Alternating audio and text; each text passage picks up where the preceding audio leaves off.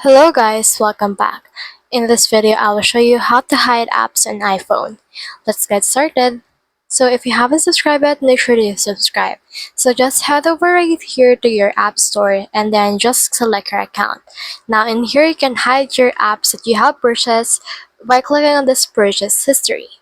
So when you click on that, you should be able to see in here all of the apps that you have. So in here, you can also change your filter and all of these things right here. So for example, let's change our filters. So let's put in here a cost, which it can be free, and on the date range, it can be this year as well.